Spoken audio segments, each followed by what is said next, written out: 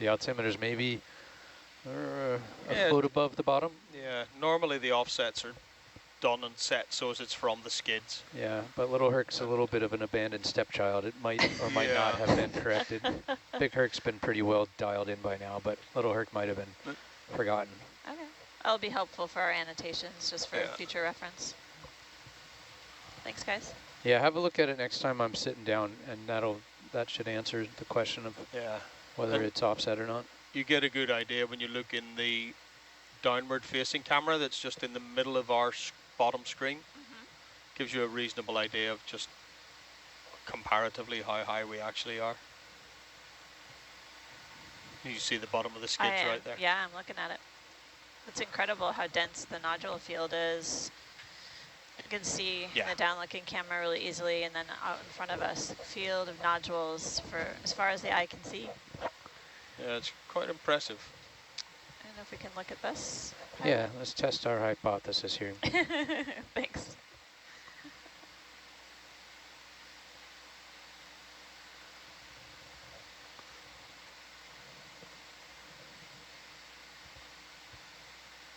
Okay, video, Dave.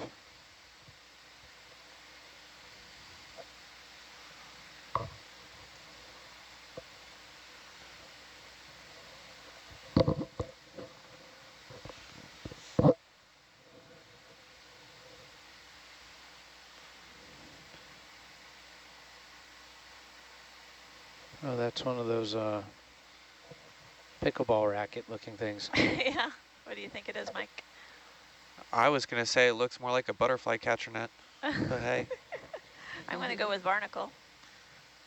But I appreciate the descriptive language. It's helpful. That's awesome. Yeah, we've seen a few of these barnacles throughout the dive. That's great. Pilot, thanks so much. All right.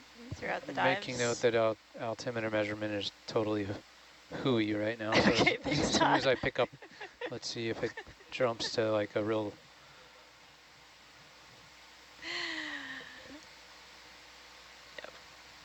I know on previous dives we've identified as possibly the Scalpellidae barnacle, but these images are incredibly useful, powerful resource for us to provide to our taxonomists back home. And we're seeing those sand footprints in the nodule field, these circular areas of mud, exposed sand or mud around the nodules, possibly created by the benthos, by the benthic megafauna.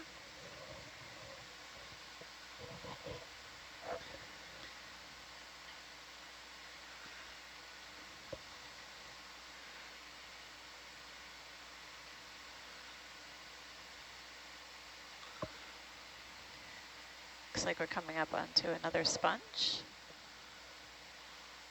And if we can do a quick zoom on this one. Okay, stand by.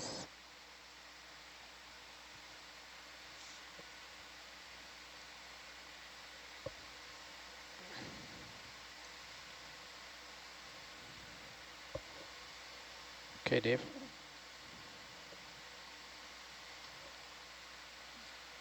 Nice. This is a type of glass sponge on the lower right. Looks like there might be some associates, possibly small crustaceans. They look a lot like amphipods to me. This is also a great view of the nodule field in front of us. Each nodule seems pretty well coated with sediment as well as what might be tiny forams or foraminifera. Beautiful. Thanks, pilot. Thanks, front row. So to answer the question, will Little Herc ever have the capability to take samples, or is it more for observations? Currently, it's more for observations. I don't know if it'll ever be capable of collecting samples, but... yeah, it's certainly capable of it, and we do have, although relatively limited at this depth, we do have some payload capability where we could put an arm on there and collect something. but it would only be a couple of samples, maybe 1 or 2 push cores, something like that. Woohoo! Gotcha. Magical words to me, push cores. About to say, collect an urchin. Yeah, it'll take a bit of work. There's Yeah. a lot of limitations right now with available power switching circuits and available serial channels and stuff. Like we'll have to do a pretty good refit, but it's definitely possible. We're starting to make some tentative plans. Looks like the altimeter is deciding to behave. It's been steady for a bit. Maybe it just needed to sit down and think about it. It needs its morning coffee too. Catch up to all of us. We got another crinoid.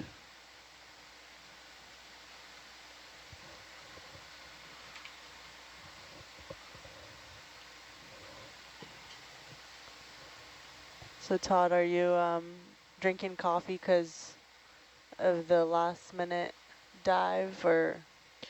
I love coffee. Brought a couple pounds out from my favorite little local roaster, and we have a little coffee maker set up in the ROV shop. So this is coffee cup number 2 at the moment. Yeah. Lovely. Just push the camera up a bit more, give you a bit more realistic spot to sit. Okay. You should be good.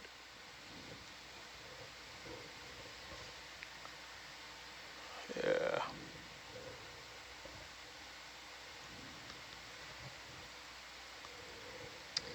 Looks like, yeah, we're continuing to see maybe some shark's teeth every now and then. They kind of stand out against the really consistent nodule sizes.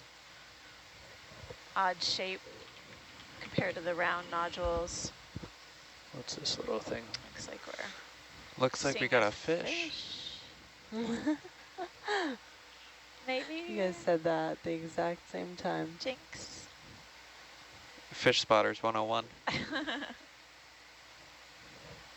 You see a fish, you point out a fish.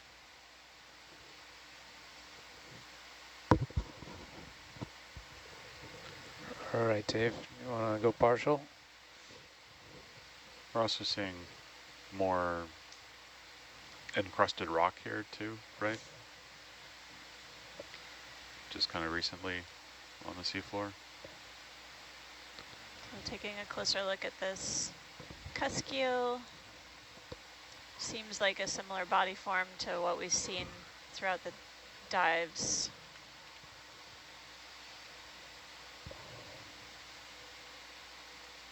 Cusk eels are in the family Ophidiidae. Oh, it's going to come into the shadow. That's too bad. He just turned. Oh wow! Kind of wonder if it's one of the younger forms of this fish. It's a little more translucent. There. Maybe hasn't been around so long. Okay, we'll let him go. Thank you.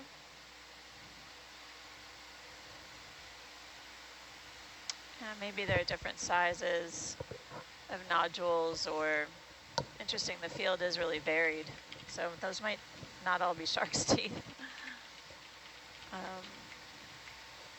High degree of heterogeneity on the seafloor hard substrate here. So complexity, different sizes of nodules, as well as other rock forms. Looks like a few white urchins.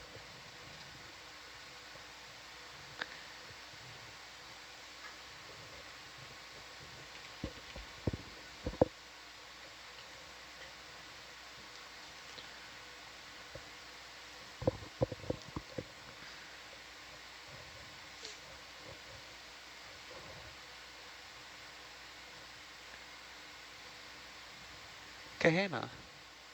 Who's tuning in from around the world? Yeah, we have quite a people actually. A few from Canada, a few from the UK, a few from Germany, and a few from the Netherlands. We always have a ton of people from the United States. We have Italy, Sweden, Malaysia, Hong Kong, France, Czech Republic, Switzerland, Belize, Argentina, United Arab Emirates. So, Got people from all over. wow, thanks for tuning in, everyone. We have a question about temperature, salinity, and density. Maybe Jacob, could you tackle that one? Yeah, what's the question? It said that it's a class and the students are currently learning about how temperature, salinity, and density influence the ocean. And they tried looking for the ROV data, but they're struggling to access it. But tomorrow they get to learn about thermohaline circulation. Okay. Yeah, I can talk about it in terms of like hydrography, I guess. So like temperature, salinity, and pressure are the three main things that affect sound speed within the water column. So when it comes to sound propagation, kind of, when we're doing multi-beam data, those are things we'll not necessarily always measure. So like temperature is easy enough to measure. We have something called like an XBT, or an expendable bathyothermograph. And it's basically a weight with a temperature sensor on the bottom and a little plastic housing. And that gets connected to the boat via a launcher that's hooked up to a receptacle. And it will actually go down about 750 meters, and we'll take a cast, and that will give us a profile throughout the water column. Take a look at that, please, pilot. 750 meters as to what the temperature is doing. Pressure is usually a factor of depth, so we kind of calculate that. And then salinity is something that we're doing through through like a historical atlas, although we can do that. There are like tools you can use to measure. We do have a sound velocity sensor on the actual vehicles that when they're lowered, we'll get like a complete sound velocity profile throughout the water column, and that's used by a bunch of different sensors. But in terms of sound speed, so as sound travels through different densities, it refracts, and it refracts towards areas of slower sound speed. So that really does, you know, it's not like a laser pointer. Sound very much kind of bends throughout the water column, and predicting that helps us get accurate soundings of the seafloor. So it's a crinoid that we're taking a closer look at. There was a little white nubbin on the nodule to the left when we were zooming in. Do you want to go look at it? If Maybe possible. go partial. Let me see if I can ooch over. We just have one more minute. There it is. You've got a little time, yeah. See, I hope that answered your question a little bit. I don't want to take too much of SPL's time talking about. Thanks, Jacob. Do you know where we could find the data from the ROVs? So Dave, you want to go tight? I don't totally know how that's released, or if they, I mean, I'm sure they release it somewhere, but Yes, I think that's a different It's a way. You might Just have to level request with it. the Untitled. Time to go. Gastropod. Okay. There might be a way to request it. Video through when OEC. you're clear, I got to Yeah, zoom. I'm not entirely sure. It might be on their Lovely, website. thanks. That was Awesome. great confirmation. Thank It's you. a different shape of gastropod than what we've seen. A snail. I know. Your favorite. Yay. Would you say you like snails or corals more? Between the two, I always have to say corals, but snails are interesting. Definitely, they play a big role in cleaning up the seafloor. They're part of the Go-kart mode. groups of animals that are creating traces, biogenic traces, biologically created features on the bottom. So some of the surfaces of the nodules are super clean, and snails and sea cucumbers, sea stars are among those animals that are doing that. They're eating off the sediment, off of the surfaces of the nodules and on the sediment surface itself, also known as deposit feeding.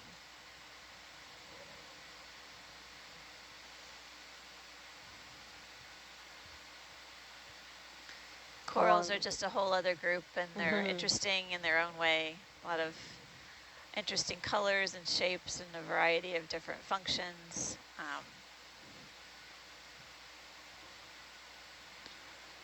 I don't like choosing my favorite anymore. It's too So like hard. It's too your hard. children, you don't want to pick Yeah. favorite. Fortunately, I only have one kid, so that makes it easy. We have a message that Todd and plus coffee equals turbo Todd. I love it. I wonder who that is. From Levy. Oh, Levi. Levi. Yeah.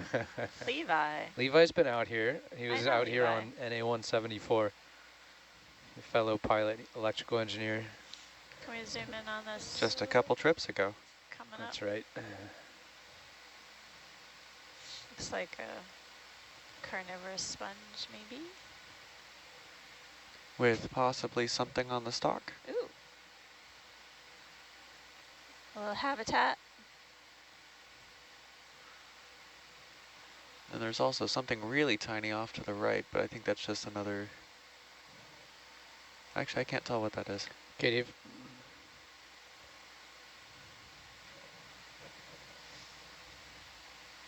So yeah.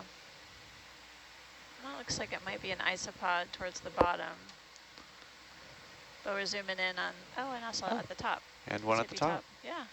Cladorhizid sponge. which is a Tight zoom type on any particular part of this? if you're able to do the top, that would be great. Okay, I'm going to ooch over there for you, Dave.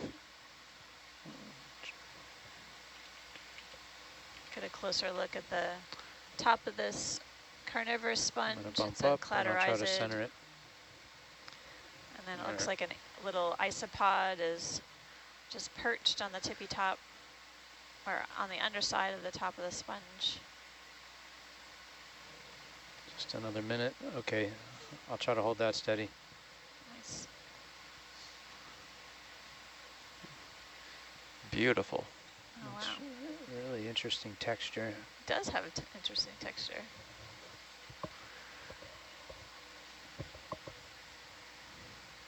Oh, man. Oh, wow. Oh, it's a great shot. Nice. Beautiful.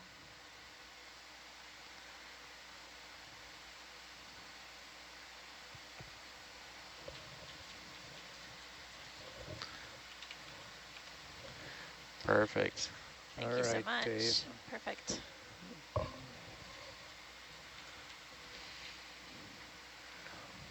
Up and over.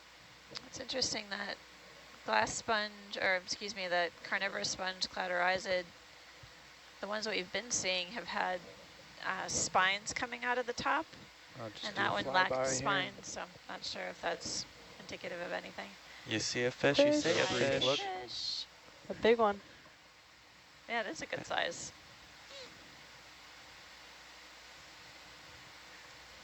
I know that the fish experts really like good images of the head. Look at the scales and Ooh, overall try to snap in on him patterns. before he gets into my shadow. Sure. Lifting up with him. I wonder if this is the Bassozetus. It's got kind of a fatter head. Nice. Nice. He tucks into my shadow, doesn't he? Type of cusk eel. Again, they're in the family Ophidiidae. We need like a low intensity light looking downwards from the light bar. Josh has the light dialed for a nice smooth even field, but it's dark, right? It's interesting, Right in the these near fish field. look basically clean as a whistle. They're not any, what I see as attached parasites to the body. I need to go and I need to get back to the bottom. Nice, thank you very much, pilots. So possibly Bassozetus. That was excellent. Do y'all ever have any beginners driving the ROV that miss some important shots? Yeah, experienced pilots miss the shots too. Yeah, right. I'm pretty It's darn okay. sure we missed quite a few. Things happen. I haven't experienced that. You But guys it's have been pretty definitely good. really important to have a training, right? People Yeah. people start by getting their hands on the vehicles and understanding the systems from a kind of high level, and then they slowly get into the details. And you know, at that point, when they're sitting at the controls, they know that when they push a button on the control screen or when something they see is going wrong, they have a really good knowledge immediately of how to troubleshoot in their mind and what it might be and how to isolate it. That's more important than the smooth flying.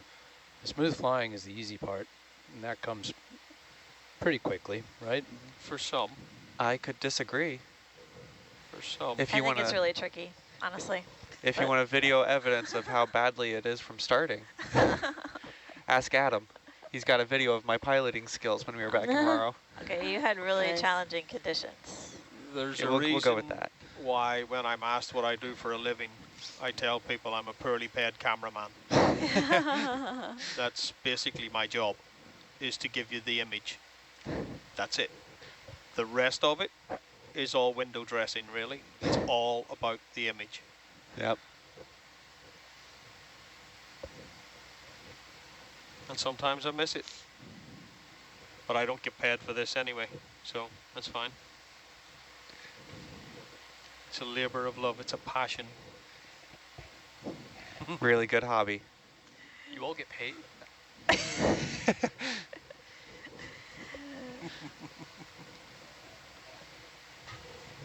Well, we're so grateful for all of the experience here on board. I'm sure if we added it all up, it'd be hundreds and hundreds of years.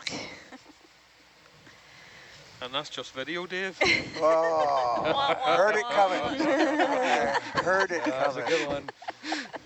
I was waiting. I was waiting. Glad I could contribute a few days to that.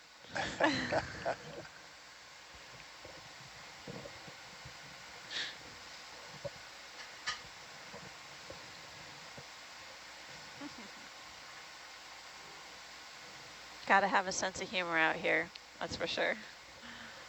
Or go have another cup of coffee, whichever works. On a thick skin. Yeah, for sure. Jacob, we're not even to waypoint 1 yet. How'd this happen?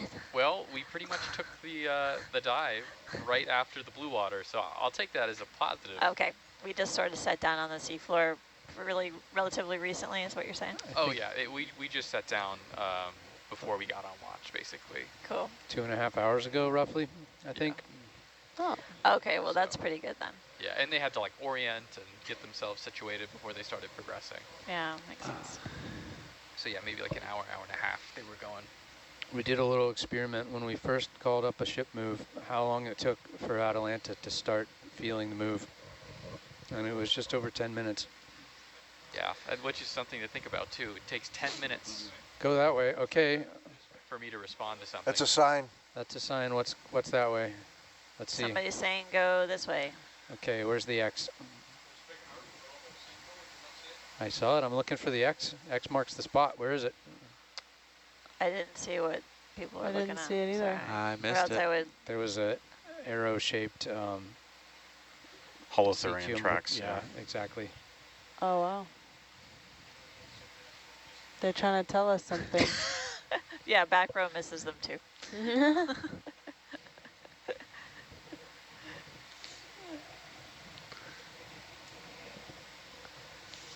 Or maybe it was just your imagination. Starting to see mirages. Oh. I can't hear you.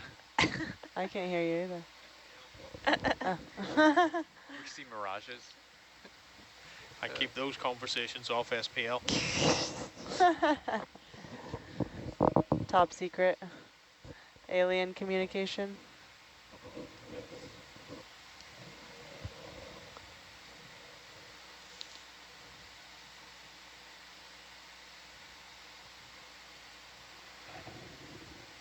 Have y'all ever seen anything mystical in the deep sea? One of the girls once from a homeschool was asking. I don't know. Some of the creatures that you come across appear pretty mystical. Dumbo octopus. Some of the big jellies that you come across, ctenophores. Why are Yeah. those mystical? When, especially with the ctenophores, I'll show you a video I have on my phone. You catch them right with the light and they look like something just straight out of Jim Cameron's movie, The Abyss. That's right. Yeah, I was going to say. Right. And it's the Scylla moving around them and inside of them, reflecting off the light that we've brought down with us. And they do. They look like mesmerizing, doesn't it? what a big spaceship would look like in your mind's eye. Fascinating, some of it. I was to say, is that another anemone on the right? What you're saying is they look different when the light is shining on them? Might be just easier to show you. Yeah, there's a certain iridescence. Oh. Beautiful. Oh, we're coming in for a landing to take a better look at this white object on the seafloor. If you haven't seen The Abyss, it's definitely, some of it's pretty good. Just some of it? I'll note it Some down. of it's a little melodramatic, right? Like it's a movie, but Gotta have a little drama. there's some, yeah, like the anyway. The Yeah, conflict don't is wanna. a little over the top. Yeah. Okay, you want to do a little zoom? Generally don't recommend going around ramming Oh, looks like a submersibles glass into each other. sponge. Zooming in on a glass sponge, Hexactinellidae. Looks like there might be some sort of associate at the base. Another little isopod. Oh, wow. Yeah. Couple of isopods inside and outside. It's amazing. It's a beautiful view of the pores wow. in the glass sponge. That's beautiful. And spicules that make Mystical. up these, sort of the architecture of the sponge Which way, itself. up or down, Dave? I can do up smoother, so I'll go up, and we'll. And then we could take a Frame closer the look at edge. this Yeah, isopod up that's is kind of generally creeping along the surface better. of the sponge.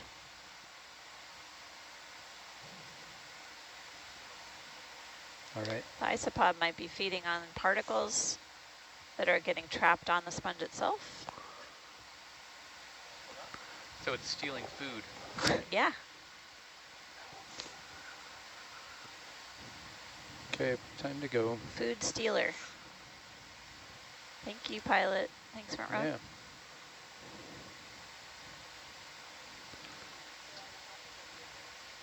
And then there's like, I don't know if that was like a sea cucumber on the left or something, but there are a lot of little traces.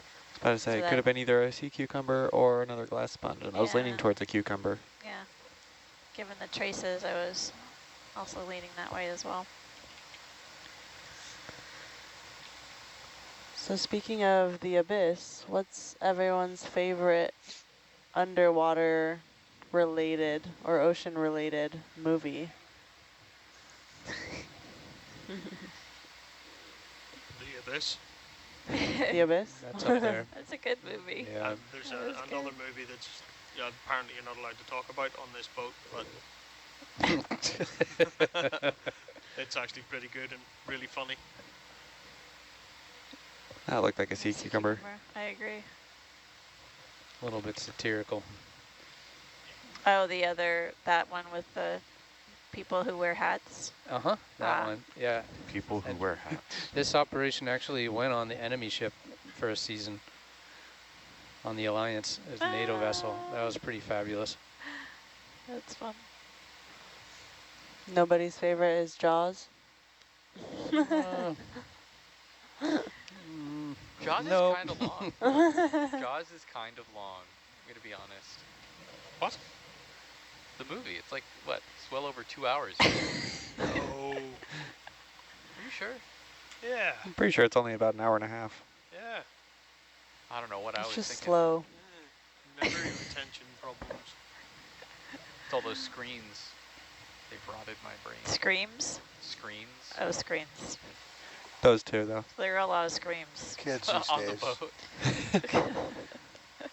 no attention span. Got something here, Center? It is funny. Are we taking a look at this? I Yes, would do that please. if you would mind, pilot. That'd be great. Yeah, we're set up. Guy I used to work for, who's one of the team involved in building Bruce the shark for that. Bruce. And the ride at Disney. Oh, really? Yeah. There's a Disney ride for Jaws? Or Universal? Universal. There's a Oh, shark. Universal. Yeah, Universal. Same. I'm a foreigner. Okay, it's Yeah, the no, same you're thing. good. The one of those places. Yeah. Oh, There we go. Here we go. Our first Seastar for the morning. I'm going to try to ooch over and bump down. We have time. It's interesting you're good. that Get a real tight one. arms have sort of these paddle-shaped forms on them. I'm not sure if they help capture food or what Okay, their Dave. function is. Trying to Or ooch maybe over. I help don't them want to kind lose of the shot. crawl across the nodules and You're doing move them great. around a little more. Are we doubling or are we not doubling? Oh, I don't know. Sure, if you can. Got a Ooh, really good view of that central lovely. disc. There we are. Nice. It's very pretty. Oh, somebody commented that Jaws is 2 hours and 10 minutes. Oh, wow. Beautiful shot. Dedicated.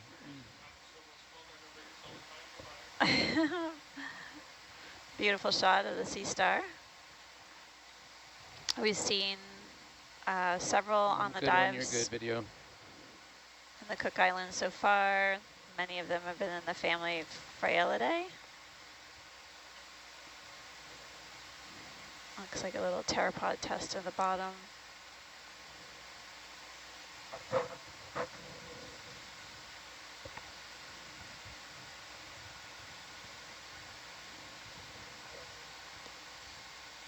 We What have other another- good ocean-related movies are there? I'm trying to think.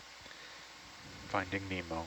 Finding Nemo, Little Oh, man. Mermaid. What was that movie where the people had to leave it? Waterworld. Waterworld. Yeah, Waterworld, that's the one I was there we thinking go. of. Those are all kind of I don't Free think I Willy. ever They're all saw good. Waterworld. 97. There was like, felt like there was 100 Free Willy movies made. yeah. I used to watch Flipper as a kid. I Yeah. love that. That's that. Between him, Skippy, and Lassie. Yeah, good Wow. wholesome TV. Yeah.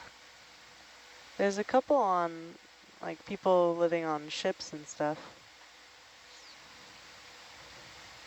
Like the Poseidon Adventure. Yeah.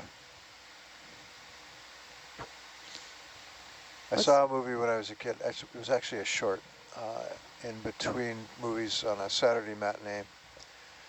Back when they did those kinds of things, and I was probably waiting for a Disney Other sponge. Holothurian, maybe? movie of Holothurian. some kind or There's a something like Holothurian. that, but it was billed as, the title of the short was World Without Sun. And I thought, oh, must be a science fiction story. Interesting, I love science fiction. So I hung out to see it. And it was Jacques Cousteau, Oh, Oh, yeah. and it was using the diving saucer. There's a Remember fish that? up ahead. Back in the mid-60s. Got another fish here. Fishy, fishy. All right, that's a whole nother genre. Let's talk about the best underwater and ocean-related documentaries out there. I remember like watching Cousteau religiously. Yeah. Oh, it's a fish. Okay, We have a lot video. of fish on this dive We'll so take far. it partial from just a distance so he doesn't landed go hide in my 2 shadow. hours ago. Makes me a pretty happy guy. That's all right. This one's a lot smaller than the last one. Yeah. He's,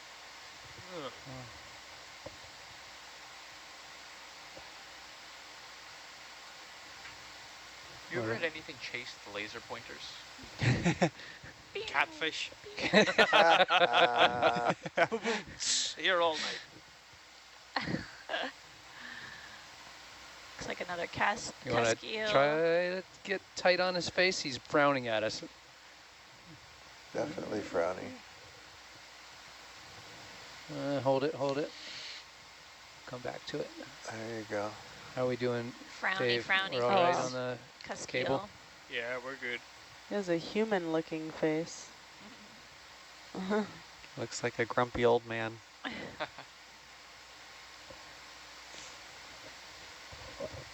All right, now it's time to go. Thank you very much. Yeah, I'll let him just swim away. Sorry, I zoomed out. He's a ways away from you. Yeah. Yeah, go Yeah. on round him, bud. So you're just pulling dead level. Do any of the animals down here look happy?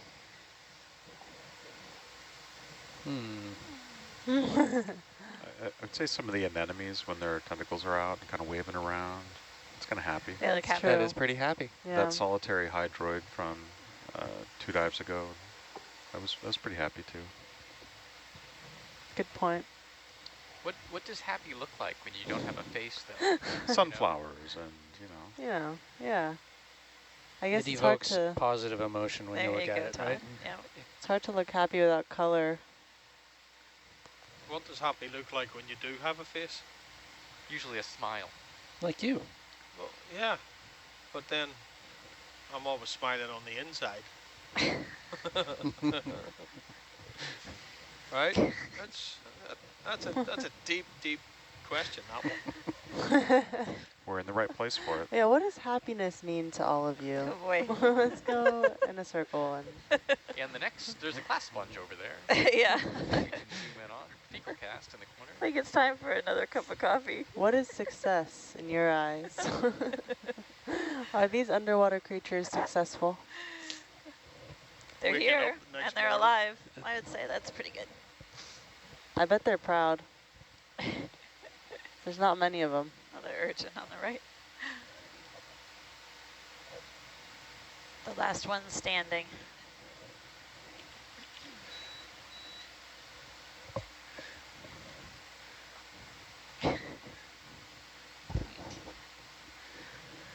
Maybe we could classify happiness for the anemone as the wacky, wavy, inflatable arm man. I think that is the Kinda best give those description. vibes. That's Yeah. good. Pretty good. Yeah. I feel like the Spanish dancer slash sea cucumber slash headless chicken could be happy. They definitely know how to get around. Those also give me the bobbing clown toy vibe to me a little bit, which is Yeah. borderline creepy. I don't know. Hey, it makes people Just happy me. though. So we have another question. Do the organisms survive after the light hits them, since it's typically so dark where they are? Or does the light serve as like a laser? Beam me up, Scotty. Eliminates all life in No, its path. no. No, the lights are non-lethal. We definitely have seen the animals in our butt cameras move on, go on for better days and better times, which are temporary experience here as we encounter them with our lights, but they live on.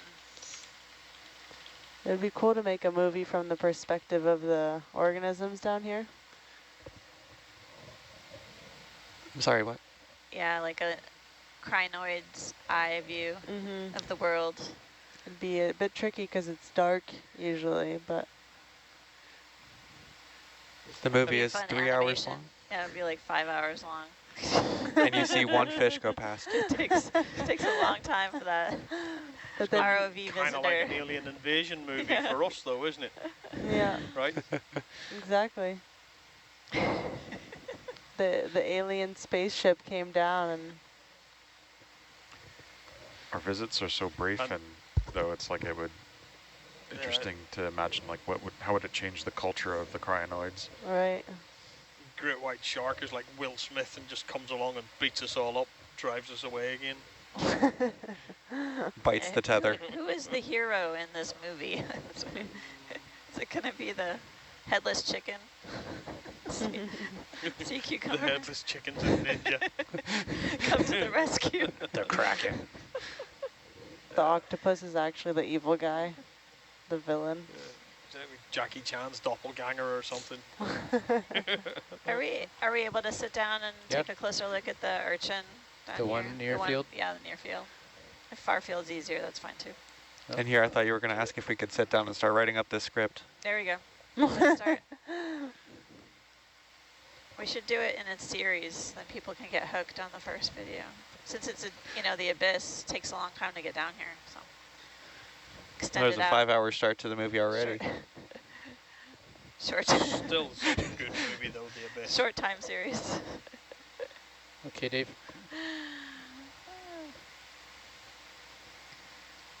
trying to get a closer look at this sea urchin, get some really good close-up videos for hopefully potential genus identification. And if we could get Get a a double bump up. zoom on this one as well. Yeah, let me try to get you real centered there, video. Okay, go ahead and take double when you need it. If I stop bobbling around. The Okay, will that work, or is putative it going to go off frame? family name is I'll bump down. It'll go off frame. Urechinidae, so That should be URECHINIDAE. close. Yeah. I'd like to get something like this But it's so that you beautiful can see to the see surroundings the and it test of the stills urchin, in situ. basically its outer shell, and then the tube feet are at the base, or we can see them at the base of the urchin crawling along the nodules. If I do this, it'll slip off. Also has there you spines go. That's better. poking Trying to out ooch from it the over, test. and Maybe co-pilot's 20 going to bark at seconds, me buddy. briefly Ooching. in a moment, so go ahead and try to take it, and I'll try to keep it there. It's all about the ooching. Yeah. Ooch, calibrated Beautiful. ooch. Oh, Got a good view of the tube feet down there. They kind of have a different pigment than the spines. Okay. Tiny time to bump go. down. You're Great. behind. Perfect. Down, get the tube feet ready. Okay, bye thank tube you feet. guys. Beautiful Thank you. shot. Ready, let's go. Do we know what kind of sea urchin this is? So they Well-known variety. our experts on shore previously identified the one that was imaged the other day as an irregular urchin, and the family is Urechinidae, which I'm not pronouncing correctly. But as far as the genus, there have been a few that have been suggested, which are equally unpronounceable by me this morning. But Still need a little bit more coffee. yeah, it's Pylemeticinus. Oh, jeez. It's a long one, Jacob. I'll add it to the list. Yep. Hopefully, with that beautiful close-up, we can get a more resolved identification. But that was fantastic imagery. Thanks so much. Yeah, it is interesting to think of us having maybe some of the best imagery on these that exist, maybe. That's right. And we are seeing this stitch of seafloor for the first time with you all on the shore. Exploring the Cook Islands and the abyssal plain for the first time in this region. I think we had anticipated to see a fair number of nodules here based on the best available information that we had in hand, but it wasn't until we got to the seafloor with the cameras and with a little herc that we were able to confirm our hypotheses.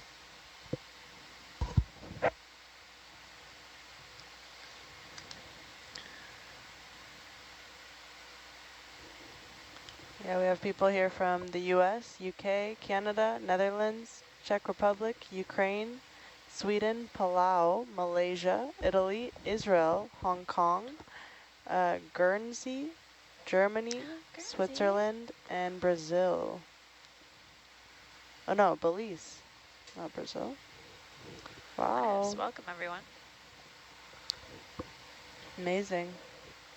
You're doing For a those fine of you job, watching, I'd Jacob. love to hear how you found out about these live streams.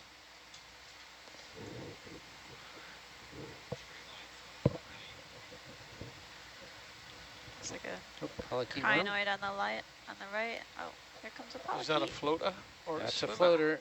Looks Is like it a a swimmer? nice swimmer. I don't know. Okay, Dave. Snap. Maybe we'll try to chase him a little bit. Sure, why not? Go for it, go for it. It's a floater.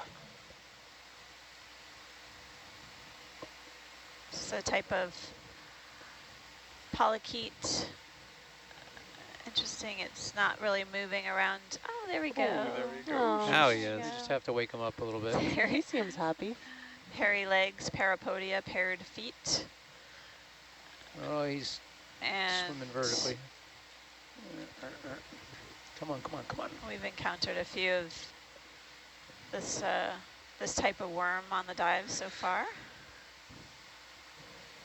We had to capture those in D samplers out in the CCZ. Oh, that's tricky. Yeah. That's fun. We're about 3 weeks into it. We've caught a few, and anyway, we're flying along. We're at about 3,500 meters. D samplers open, trying to catch. I think it was a jelly we were trying to catch. And the guy that was flying at the time comes in and he starts to come up. I'm like, right, close it. And he missed it, right? So next thing he's coming in from above, and we're like, okay, keep going.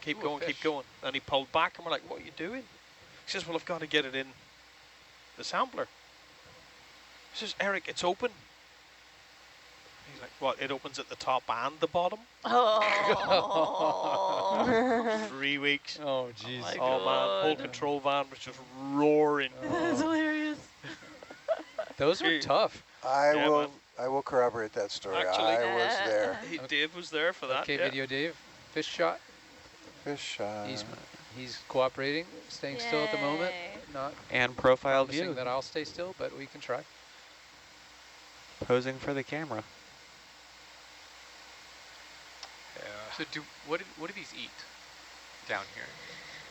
Yeah, so the cusk eels can eat small crustaceans. We've been seeing a lot of isopods and amphipods hanging out on stalks, so those are possible food for them, as well as every now and then we see those decapod shrimp. They also can eat the infauna, so animals living within the sediments, and small animals living on the nodules themselves. Nice flying, Is their Todd. metabolism pretty slow? Yeah, much like most of the deep sea animals we're encountering, the metabolism of these fishes is relatively slow. They do capitalize on food resources when they have access to them, so That's us coming. eat when they can Okay, give it and save another their 10 energy when they can't seconds. eat. Let him go out of frame. Let it go out of frame, yep. It's interesting, the No hands. fins are kind of on the rough side. Little The bit. dorsal and the anal fins are kind of And All right. edit. roughly edged, little maybe damaged, I don't know. Nice shot, folks. Nice flying time. Nice focus. Beautiful. That's the hardest part. Follow and focus. The focus control on this controller is nice and fine. It's cool. Nice. Is it the, which one is it? Is The it the encoder wheel? wheel. Yeah, the wheel. Nice. And it's non-intuitive, but I have the speed. So Mike, we've been or seeing the the rate. Bassozetus, but that wasn't the Bassozetus. Oh, focus I think it was the turned up Leucochorus, actually fairly maybe? high. Oh, I'm not. I'm thinking. I'm talking out loud. So I think the Bassozetus has the fat head, Yeah. is my recollection, and the one that has more of a flattened face was the Leucochorus, maybe? We can call it a cusk eel for our annotation purposes, but I was just double checking with you if you remember. That sounds right, though. A little bit closer to the flat face would be Leucochorus. Not entirely sure for the Bassozetus. And as everyone knows here, I am not a fish expert, so those are the Do a types of flyby of things I this. remember when I'm trying to tell the fish apart. Flat versus fat face. Oh, another glass sponge. That one looked like a mushroom. Thanks for all your comments. We have one. My 6-year-old watched Jaws and her verdict was boring. I'd agree with her. It does take a someone long time for it to kind of get started. said The Abyss. Someone else said, I love Waterworld, April. Oh, we have a question. Have y'all talked about your favorite nonfiction book yet? Oh, man. Non-fiction. Deep sea nonfiction book. Did I say that? No, I didn't hear deep sea. I was about to give you some really random books. Best one I've read is a book called No Time on Our Side by Roger Chapman. It's about set in 1973. It's from a submersible accident in the Irish Sea. And they survived, but it goes into detail as to what happened, how they survived, what they needed to do, all that kind of thing, the rescue operation. And from that, a lot of the safety features and procedures that we have in place today were developed, basically. Anybody that gets involved with submersibles, it's well worth a read. I noted it down. There's another one, and I'm forgetting the title. It's all about the story of recovering the nuclear submarine, with the front story of collecting marine nodules, manganese nodules. Does anyone know the title of that? It's nonfiction. It's set in also the 70s, or was that the 60s? I'm going to have to Google it. I forget the name of the book. It's quite good. Yeah, I'd love to read that.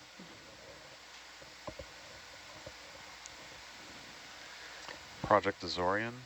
That's it. Yeah. Yep. What's it called? Project Azorian. Project Azorian? Yeah, that was the CIA cover name for, it was Howard Hughes, I think, who was involved in that, Yeah. right? Yeah, he was sort of the front story, the Yeah. public-facing He's story. the cover for it. Yeah. It's a great book. It's well written. Yeah, I've heard good things about that one. One of the premier naval architecture firms for this field of oceanography is Gloston Associates, and they're in Seattle. And the founder of Gloston was part of that story as well. They did a lot of groundbreaking naval architecture work, structural design, some of the means for deploying this heavy equipment to the seafloor for salvage was kind of pioneered during that project.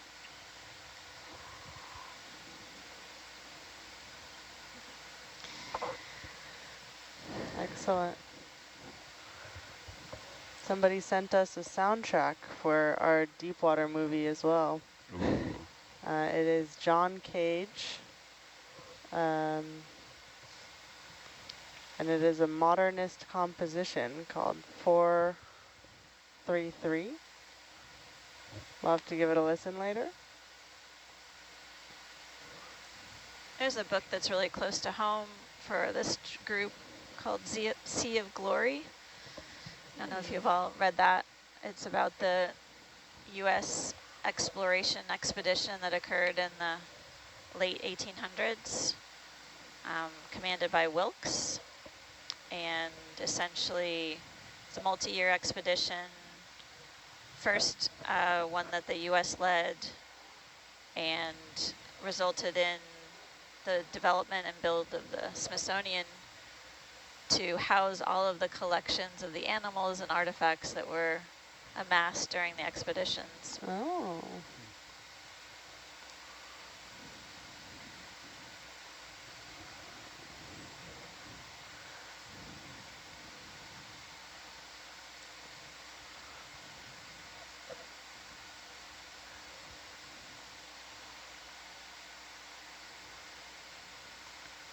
All right. Time to fess up. Shifting to fiction now. Who here hasn't read Clive Cussler? You got to admit it. That would be me. I have not. I have not. Really? Oh, okay. Took the wind right out of Todd's sails. Yeah, I Sorry. know. Clyde Cussler? Yeah. Cussler. Cussler. Looks like another polychaete on the right. Adventures of Dirk Pitt. I know.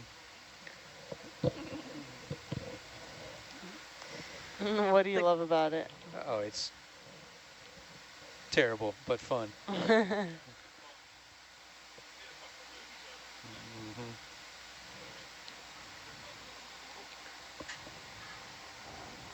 Not sure.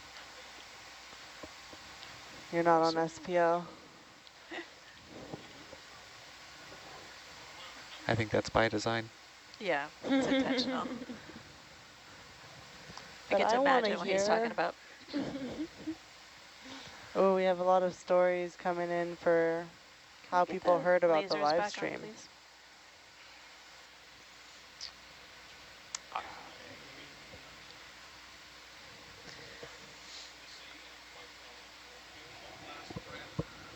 Pilot, can we get the lasers back on, please? Yes. Thank you.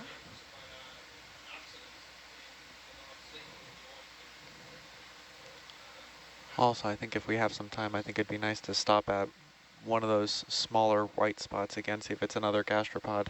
Okay, yeah, that's a good idea. But Just you're gonna realised say in and out on the way, Gibbering on the away way and it home wasn't from on there. this. So another movie for you about the sea and things and stuff is a movie called Last Breath. Last Any of breath. you seen that? Nope. Negative. Just came out this year. It's about an accident in the North Sea a few years back. A ship called the Bibi Topaz had a DP run off in a storm, Ooh, and two divers working at 100 meters on a manifold. One of them made it back to the bell, the other didn't, and his umbilical was severed. Eee. He survived That's impressive. Wow. after 40-something minutes by the time they got back to recover him Okay, white And- speck, center screen. Go for zoom. and get him back into the bell. Wow. Popped into my head because Woody Harrelson was in the movie, Ah. but Oh, what do we Yeah. got here? Mike, you asked for a white speck. I did ask for white specks. Maybe this isn't the one you asked for, but That's okay, It's it's a a white different speck. kind of white speck. I can't tell if that's a tooth or if that's a piece of a test. Or it it's might called be, Last Breath, you said? yeah, yeah, it might be I a noted pteropod it. test. all the ROV Yeah. work on it was done by Mr. Tim Bullman Really? But this is a great shot of the Nice. on nodule behalf field, of us all of the in-depth group. material Very and nice. organisms attached to the nodules Not themselves. surprised. Something's on the left too. Not sure what that is. But yeah, that looks Almost like time to go. looks to me like a pteropod test. That one's bright. Yeah. I think that one looks happy Okay, too. video. Need to get moving. Yeah, definitely time to move on. Thank you. We are slowly getting deeper too. Yeah, the track has us going shallower to deeper, but it's all pretty flat. I think it's So somewhere not, around. I don't want to get you all excited, but it's not that. The transect is not that. Doesn't Yeah. have a high gradient. No, Yeah. it's like 40 meters over 10 kilometers Yeah, or yeah. something. I think it has Long us stretch. breaking 5,200 Just meters gonna around float past this waypoint 4. one. We got a little behind. We've also officially passed waypoint 1. Oh wow, we have a lot of people tuned in right now. So And there's another Passing over fish. a fish. Yeah, I gotta Nearly kinda 100 people watching. keep going. Hello, 100 people. Thanks for Yeah. joining Get a us. bit of zoomies on me.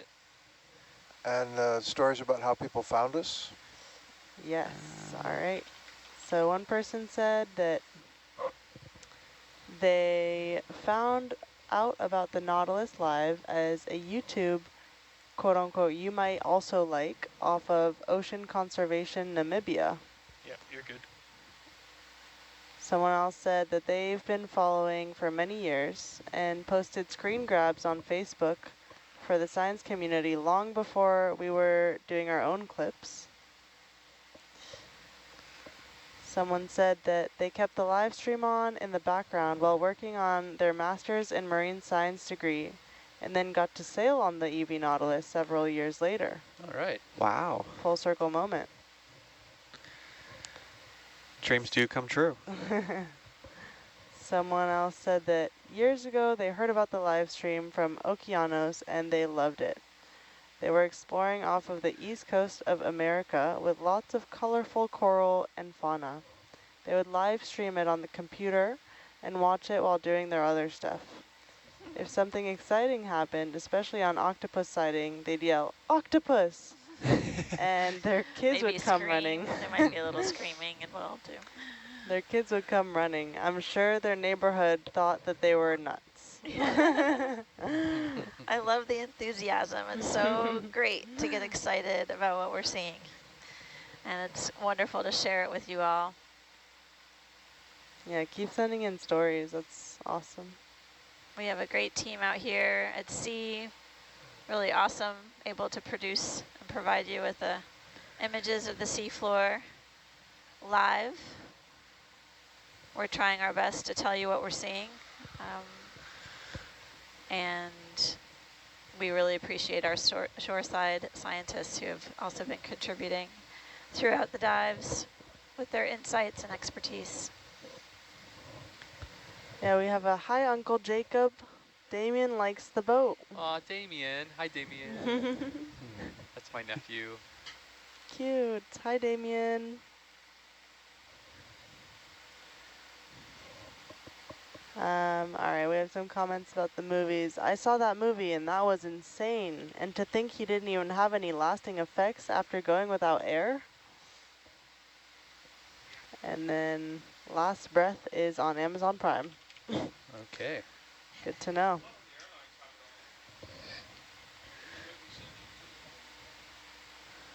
We have a hello from Burlington, North Carolina. Looks like a And crinoid. Hello, North Carolina. finally a question.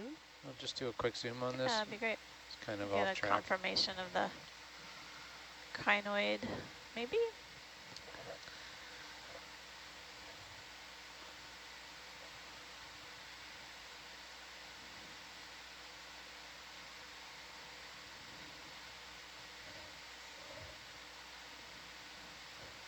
Yeah, looks like a crinoid with a, wonder if there's something String associated of with pearl it.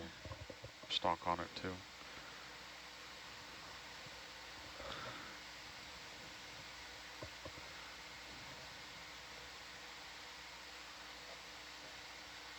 That's interesting. Like we've seen this kind of crinoid before. Sort of looks like tendrils elongated off of the head or the arms. Yeah, you can see him there. It's a great shot. Thanks so much. Time to go.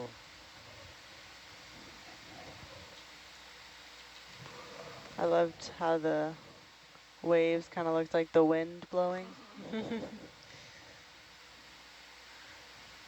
we change the camera angles since, or the light angles since our last dive? Mm-hmm. Yeah. Yeah, you can definitely tell. Yeah, the other watch changed it all up.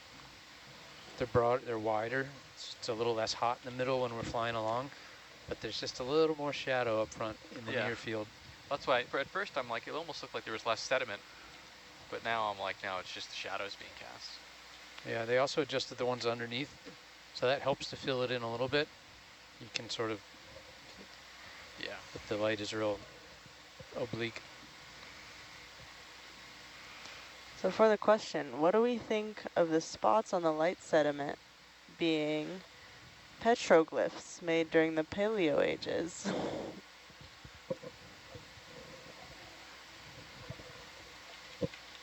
We've been doing a lot of speculating on the dive so far to figure out what might be creating those shapes, and looking at what's available in the literature, and what we understand about the megafauna that we've been encountering. There are a few likely suspects. These include currents. Currents could be disturbing the sediments and creating clean spaces, but one of the likely possibilities is that the megafauna that we're encountering are disturbing the nodules and moving them around. And there's also animals living within the sediments that we can't see that do a good job of bioturbating. They move the sediment around through their actions and through their movements, just their body movements, and can create these spaces and mounds in the sediment themselves, these sort of mud puddles, if you will, between the nodules.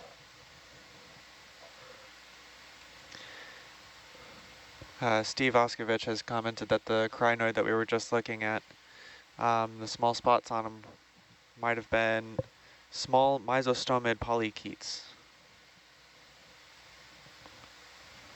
There's some indication or suggestion that the mesostomids are a kind of parasite.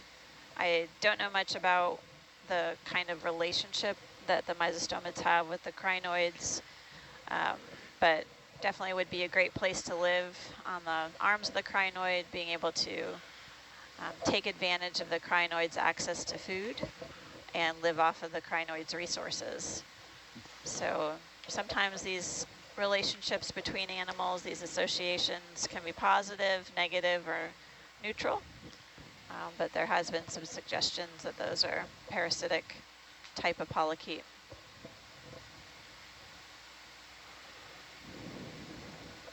Thanks, Amanda.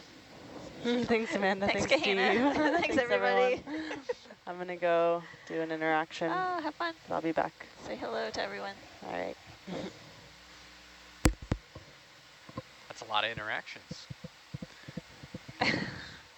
Definitely. Yeah.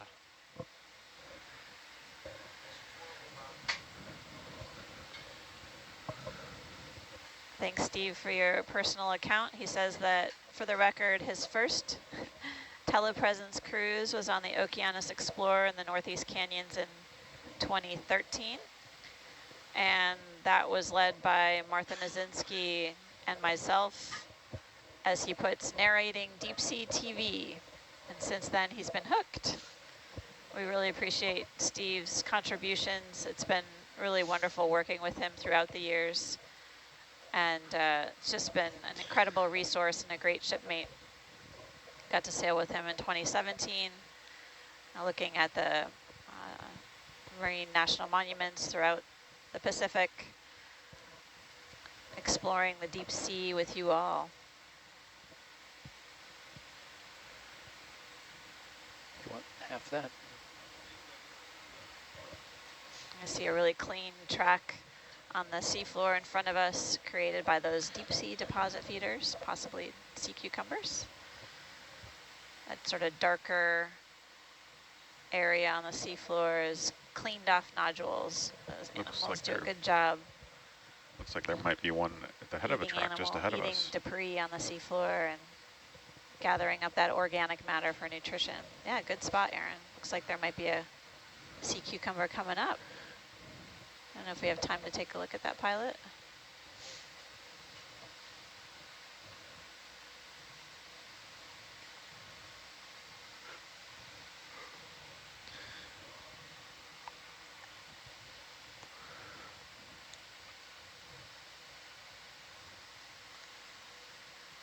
My friend and colleague, Dr. Chris Kellogg from USGS, coined the phrase deep sea TV when we were out to sea with Martha. Okay, Dave. And it kind of took hold. Deep sea TV. Oh, we're taking a closer look at this Bump down. sea cucumber, a holothurian. Ooch left. May have been responsible for that clean nodule surface to the right. And you can see the coiled gut within the translucent tissue of the sea cucumber that's full of sediment. It's been doing a good job eating away, cleaning up the deep sea. What are those like appendages coming off the back there? Yeah, they have a variety of different structures, including modified tube feet for feeding and for moving along the seafloor. You do a double right on its mouth slash whatever. Well, that's a good close-up of those modified tube feet. The feeding Essentially, feet. those are like great, great at selectively feeding on the detritus and material that's on the nodules and on the sediment Almost time to surface. go. So they're good at capturing really sticky food, getting the most nutritious bits off of the seafloor and rejecting the non-nutritious bits. No fast food for these sea cucumbers. Huh. Wonder what it's doing right now. It just put its head up and stayed there. Maybe it's taking a food break. It's in a food coma. Food coma? He did clean that entire section of Yeah. seafloor back there. It's been busy. Oh, there's another.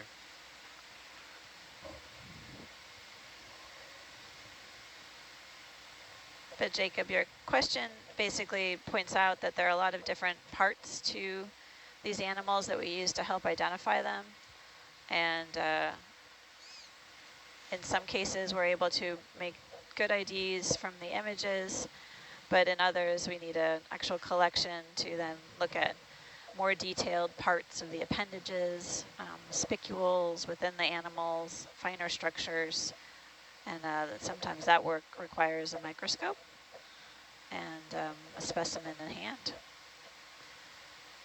But what's beautiful about these images is it gives us a chance to see what's down here and provide information to help guide future missions and future collections that can be really strategic to help refine our species identifications and biodiversity estimates of this region.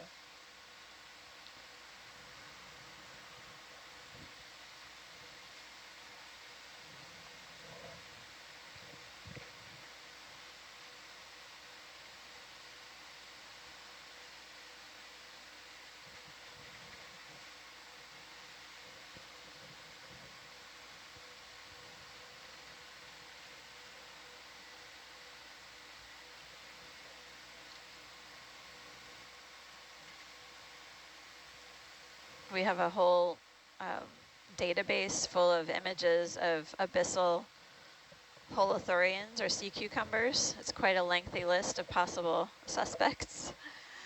So the pictures are going to give us a chance to resolve and refine who we're seeing down here.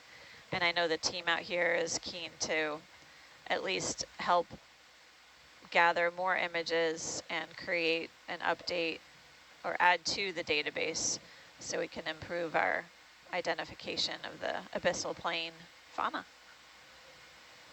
The images are so tremendously valuable for that.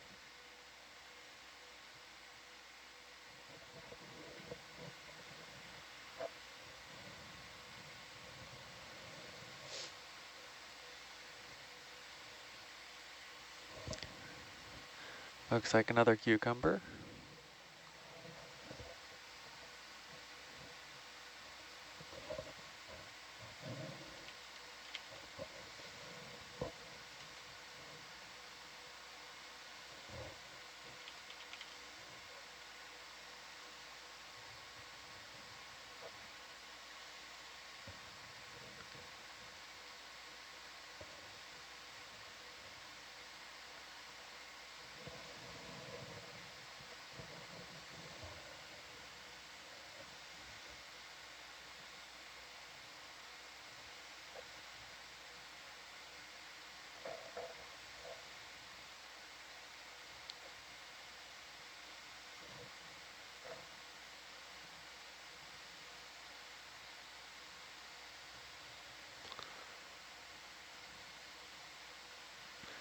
It is amazing how expansive these abyssal plains are, though. It's so continuous. I would, I said this earlier, we could guess. We had an educated guess that we might find these down here based on previous work in other parts of the Cook Islands and based on the maps that were created of the seafloor and the backscatter data, but it really is only until we get eyes on the seafloor that we know how distributed and contiguous the nodule fields are. We can use these data to help improve our ability to potentially predict other parts of the region. That will take a lot of synthesis and data analysis to improve those predictive models. Can we take a look? Oh. Sorry, I stepped on you. Sure thing. Stand by. I'm just noticing there's a little bit of daylight starting to tickle the sky out there.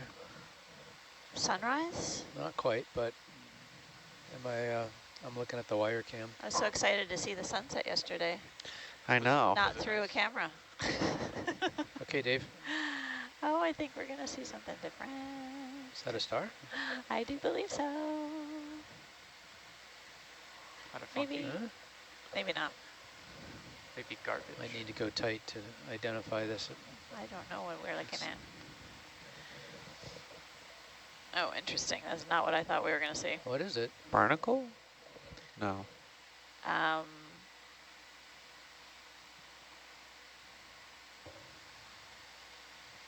It's like a piece of something. Yeah, it does look like a broken piece of something.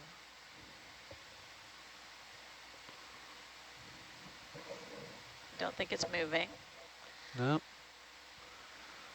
Well, thanks for zooming in. Okay, That's probably good. we'll move on. I was hoping it was a sea star. I kind of was too, actually. I miss our friends from the previous dive. Where's our cookie cutter sea stars? Where are those cookie cutters? Cookies. Cookie, no, we Our won't. other pilot on this watch, Rye, is on break right now. She brought Dave and I up a couple of leftover cookies from lunch, our lunch cookie little treat today. Isn't that nice That of was her? nice. Thanks, Rye.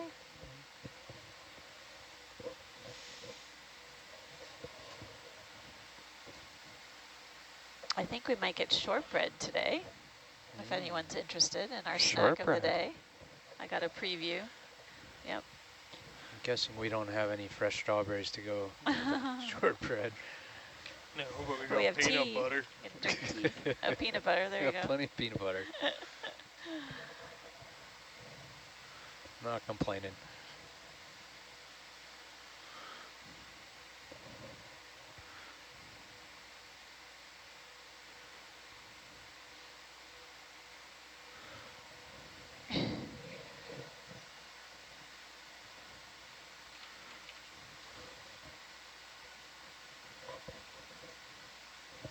Seeing another crinoid or sea lily.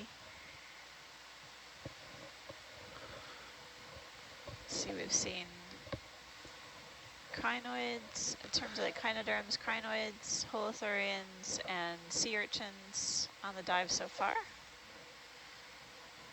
And then other groups include glass sponges and carnivorous sponges, along with associates. Seen a few fish species so far on the dive, and we haven't even reached waypoint 2, meaning in such a short distance that we've covered, we've seen a lot of taxa. It's like we haven't even made it a quarter of the way to waypoint 2 yet. Yep. We saw a different kind of gastropod or snail than I've seen, at least on the dives that I've been watching. I'm not always on watch. I do like to sleep once in a while. But I'm looking forward to gathering up all of the images with help from the team out here and creating a photo album of our family and friends of the deep sea. A helpful resource for the future, I think.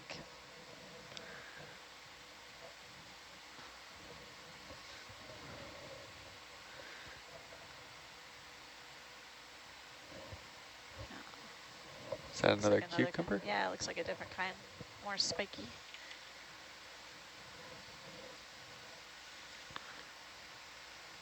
And followed by another urchin. With egg. Good time to look at this pilot on the far right. Oh, that's okay.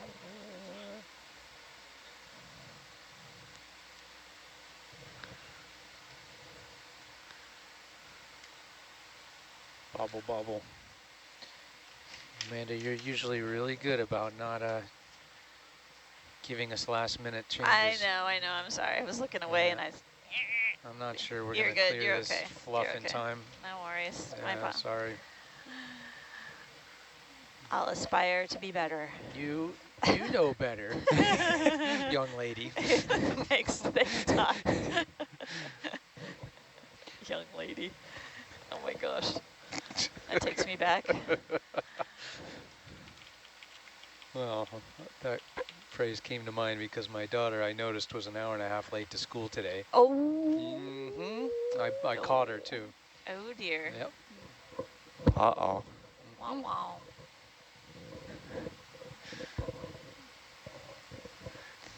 Mom and little sister had to get up and leave early, so big sister took advantage.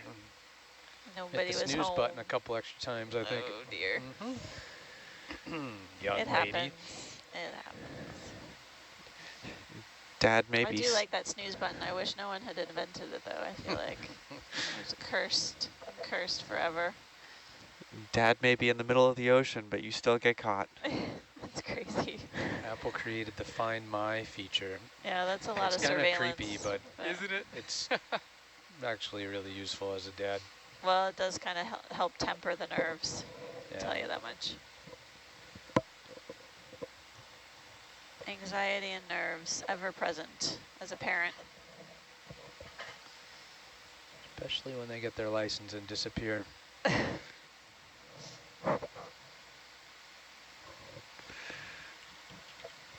Looks like a carnivorous sponge on the left.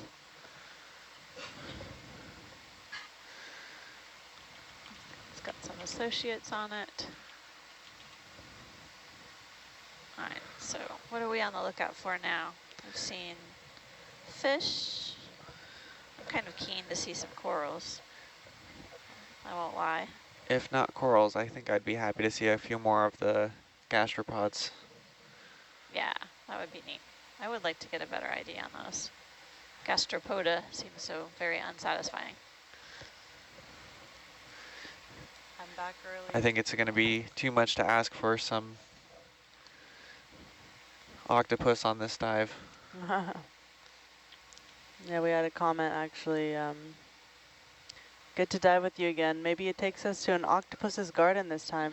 I would sure hope so. Greetings from Germany.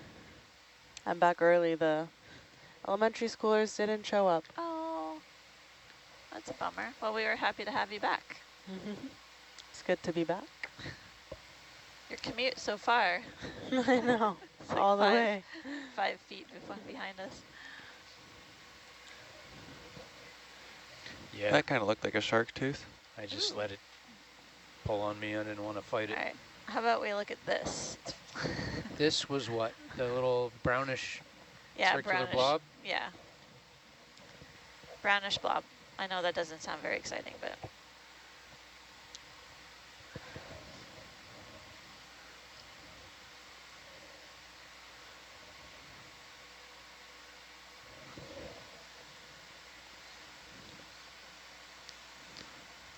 Sounds exciting to me. Okay, Dave. Don't go in worry. part most of the way on that. She was talking about something that's to the right, right? It's to the right of lasers and just below lasers. I'll try to ooch over. You can go in. Okay.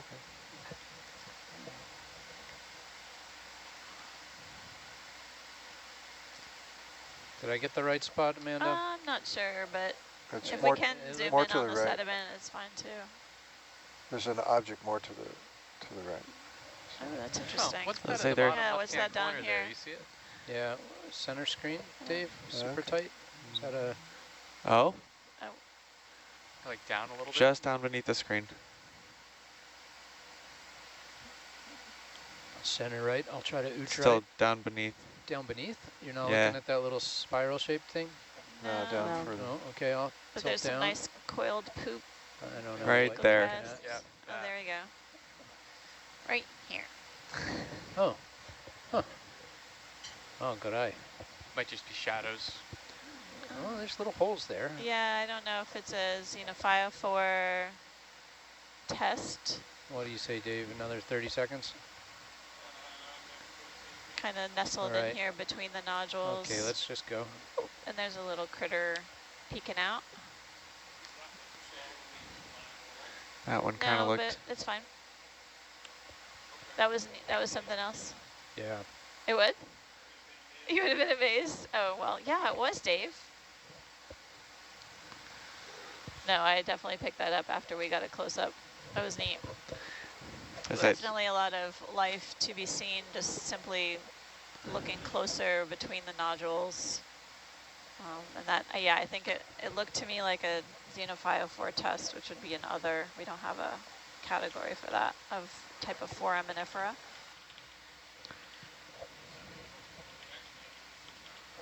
No, my eyes aren't that great.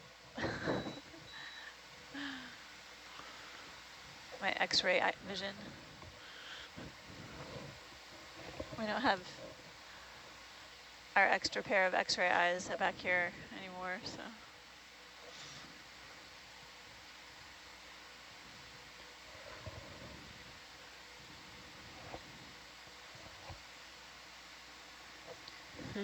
Yeah, basically what I was looking at front row was sort of a raised object that was brown in color, and it could have been a dead sponge, but it also could have been a xenophyophore. So if you happen to see another sort of nondescript brown object that's off the seafloor like that, then that would be something to take a look at. Just be on the lookout. Looks Okay. a little less charismatic than everything else we've been looking at, but again, another type of animal organism.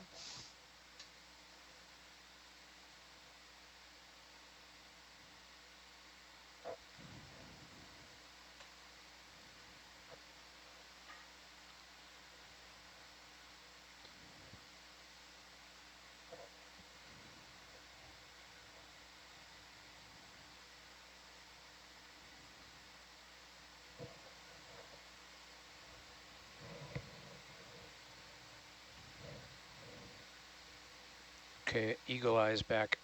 Yay!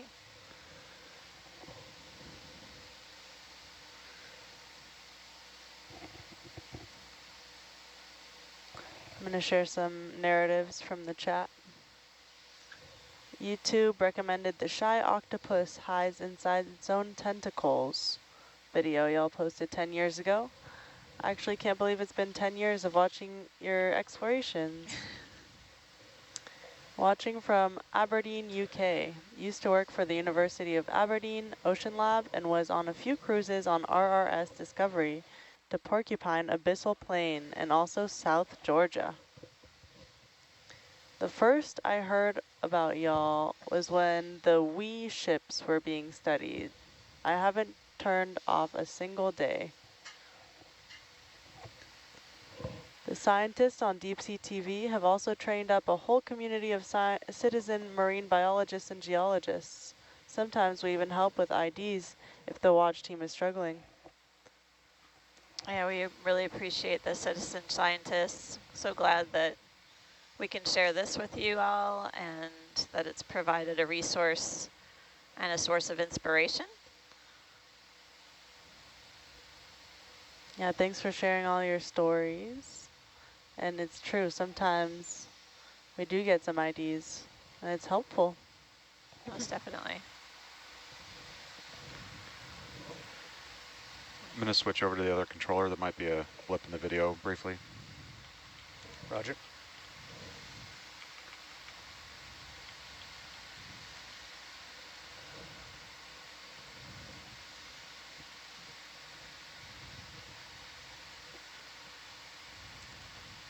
Push over to the left a little bit here, Dave. What is that? got something Sure. coming up? So here would be something to look at. Okay. And then just above it too. Yep. Looks like a shrimp. Yeah. I'll set up close to this brown blob. It's a bit of an oxymoronic shrimp, yes. But we're going to look at the brown blob first. Sorry, folks. Okay, Aaron. While the Priorities. shrimp runs away from us. Yeah, it's okay. Get my So one of the things we're going to take a look at to see if this is simply a dead sponge or if it's something else. This might be what that other patch of holes was. And, it's definitely something that's raised up off the seafloor. Could This to be me. a xenophyophore. Has a different form to it.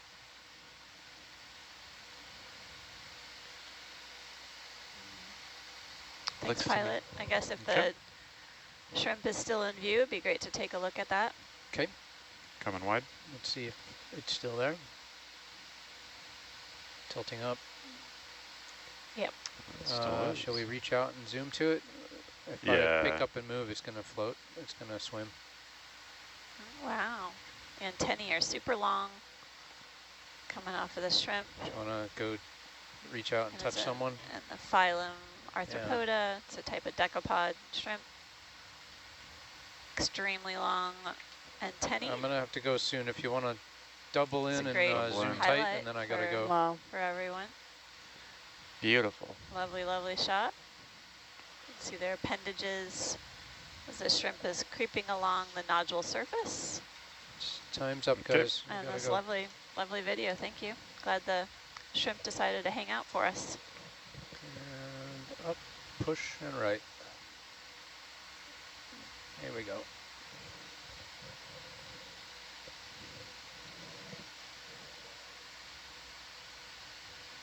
Other shrimp that we've seen on the dive so far included the Neocarcinus,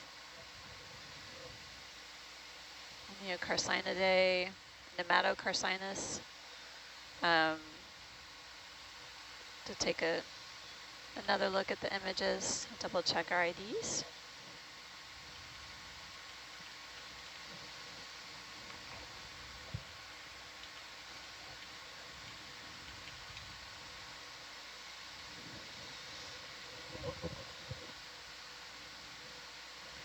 And the abyssal plain database that we're using as a reference database on board, there aren't, just for a reference, there aren't too many gastropods photographed. So the couple different types that we've seen so far, 2 or 3 varieties, are great additions just for the gastropoda group alone. I'm impressed by all that we gathered in such a short time in terms of information and groups of organisms. Fantastic imagery. This is our, what, 4th dive out here in the Cooks? Yes. Yes, it is. Our 4th dive. And we might have a few more to go. Yeah, I think probably at least one more, if not Is 2. the sun up? Maybe not. Yeah, it looks like the sun is up. So Yep, straight beautiful down. Welcome. sunrise. Here comes the sun. Those 2 white spots down there. Where? Oh, Never mind. I don't have a screen to use to guide.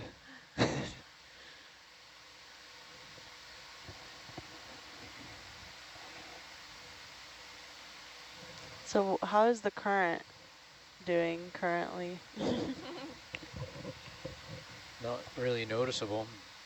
All right.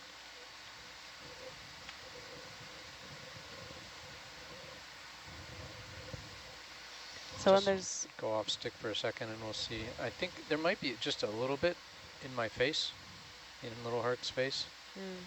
Let's see, I think it'll drift back, but then again, that could just be just the very slight tether tension that's gonna, yeah, I don't think there's really anything notable. if there's less current, does that mean that the marine snow doesn't reach as many critters and maybe they get less food? Maybe just for today.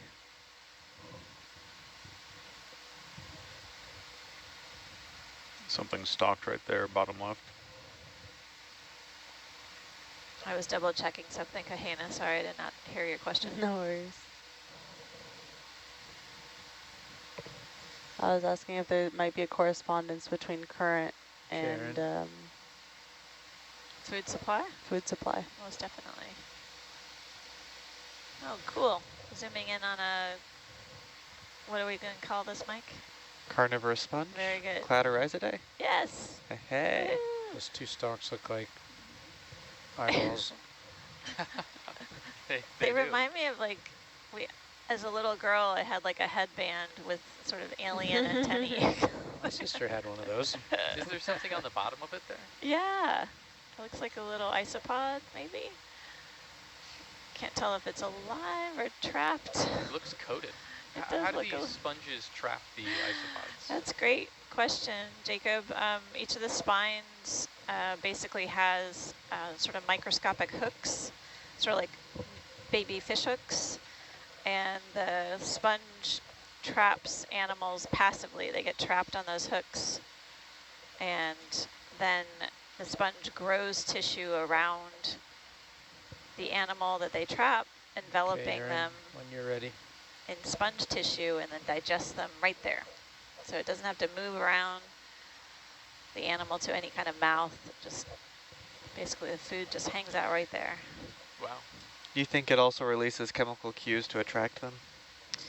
I couldn't say about chemical cues. I know that there's been basically an understanding or hypothesis that their trapping of food is largely passive through that material, those appendages having those hooks on them. And then as you can see, like essentially they create a sticky surface, something that's really easy to stick to. I'm floating up.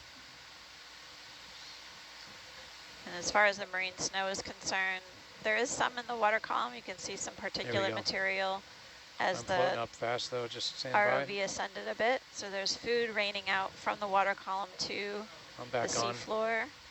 I and definitely there's lost it for a moment. some modest current, but nothing appreciable by the ROV, so not super strong.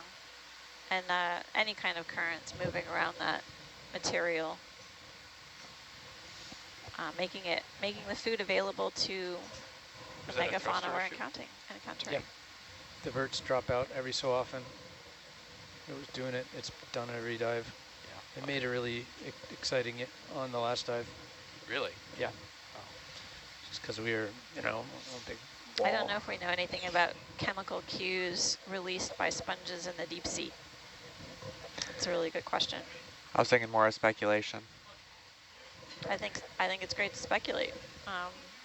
Sort Because of we know olfactory senses. I know that there's some animals that are highly adapted to, that are scavengers that are highly adapted to sensing when stinky food is nearby, like a whale fall or baited traps. I know the baited traps that have been deployed in the Cook Islands, it takes about 15 minutes before that stinky fish starts attracting other animals, fishes and crustaceans to come in and scavenge the dead fish that has been deployed.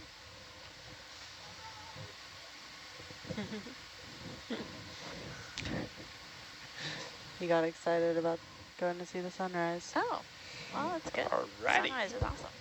Okay, nothing on. Let's go.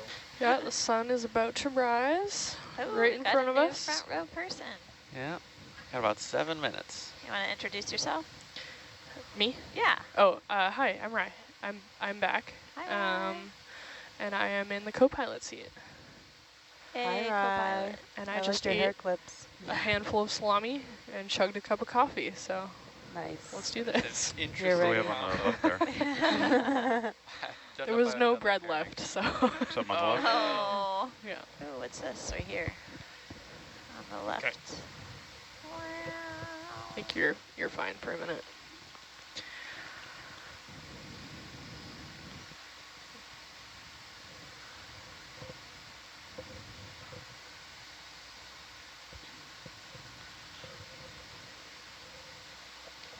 Ooh. What This might be are something you? different. Okay, good to go. Zooming in? Yes, we found a coral. Hey, hey, A hey. coral. No, you didn't. Psych, tricked ya. This is a type of black coral, There we go. Antipitherian. First on this dive, as far as I know. They did one last watch.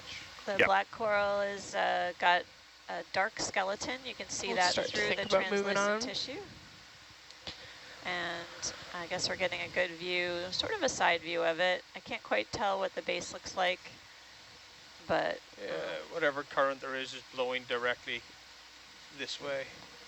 obviously there's enough food for this animal to feed on. Looks like we've got an ID from Tina. Abysopathes. Time to go, guys. Thank All right, you. coming out. Fantastic. So it's a type of deep sea black coral. The genus is Abysopathes. The group of black corals is called Antipotherians. Thank you, Tina. Thanks, Tina. Exciting black corals. But yeah, the corals are pretty cool. But Val says she's hoping to see a whale fall. Aren't we all? We've got both Vals in the chats Me again. Wow. too. I feel like that's the constant wish in everybody's back Yeah. of everybody's head. Like 6-gill sharks. Either a whale again or a whale fall. Shark would be cool. I'd quite like to see a mermaid. Yeah, you saw some shark. Whale, either way, dead or alive. 4K proof. Oh boy. They do exist. All right, keep pushing out because I'm still looking down at you. Yeah, no bother.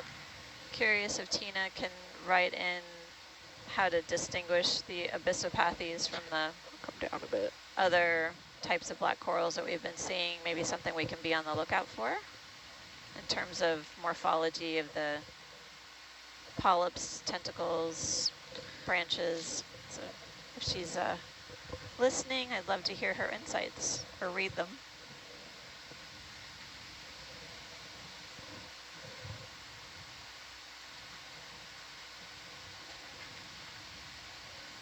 Yep. All right, there's my camera back too. Okay, cool.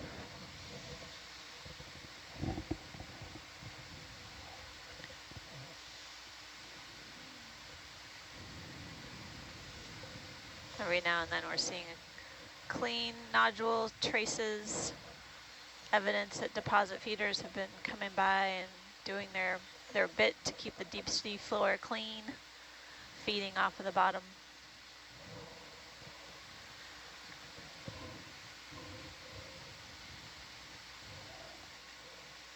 Okay. I'm So curious about this science portal. Who are these people? Where are they coming from? What's their jobs? All over the place. How are they connecting? Is it the onshore scientists? It Yeah. is. Oh, I see. Okay. Yeah, Awesome. if I can pull up What's the that? expedition plan, I can give you some insights into where they're all coming from. So yeah, you can sign up to be an onshore scientist. Yeah. Hmm? You said Anyone what's in the that? public. Like EcoCast. And you'll get some more regular Urchin. updates. Another urchin. Hey, sometimes they're little sponges that look like urchins.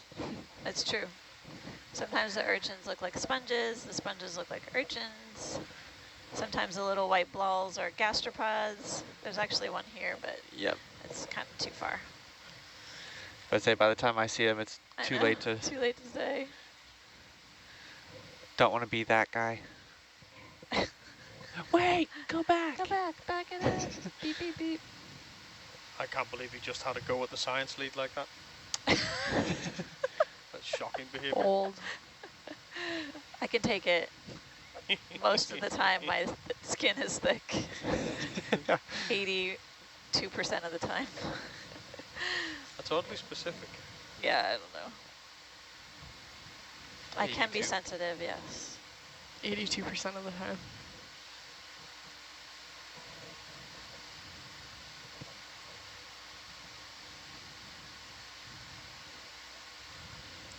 Tiny white ball on the left, that might be a gastropod. Here.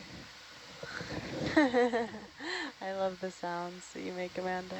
Oh, there's a little tiny one. Oh, more tiny ones. Oh, goodness. I'm trying to They're limit our so stops so I don't get all the small. teleos tests or anything. Pteropod tests. Pteropod tests, those are good.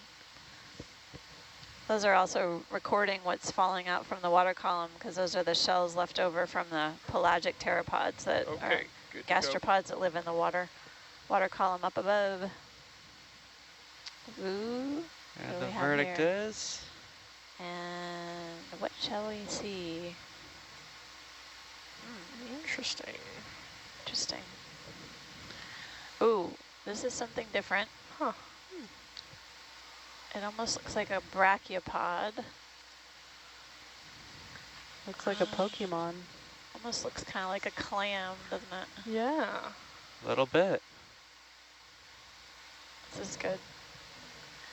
Hold on that if you can for a bit. Yeah, you're good. Yeah, you got time.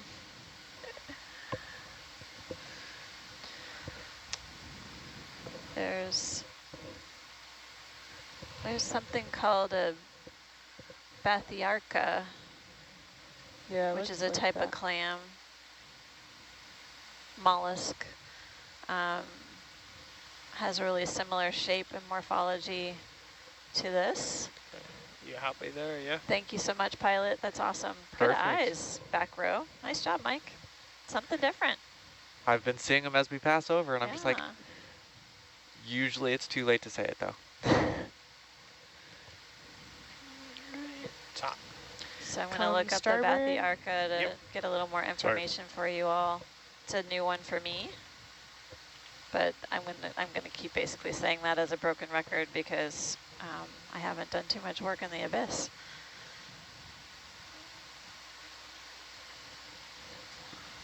Where's most of your work done? I have worked all over. Let's go back to And I'm still bathyarca looking for a a little second. bit So down it's a at you, type so. of bivalve, which we said it was. Good. So bivalve. And let's see. There. The Camera's family is back. Urcidae, or Archidae.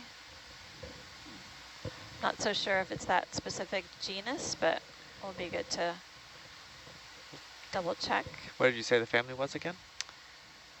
Archidae. Archidae. But it doesn't, it's kind of got a weird shape to the valve, so you can put question mark. Definitely a question mark. But it's a good start. Yeah, definitely a bivalve, but not sure. Yeah, so a lot of my work is more shallow, I'd say. I do a lot of work in the Gulf, elsewhere in the Pacific and in the Atlantic, and canyons, as well as chemosynthetic environments, seeps and vents. I have done work in Escanaba Trough, which is an area of active spreading center in the USEZ, over 3,000 meters. But I also work shallower. I have done research on mangroves and coastal environments in the Pacific and in the Caribbean. So my expertise is fairly stretched across a lot of different environments. Sounds like it. I'm going to have to look up some of your papers.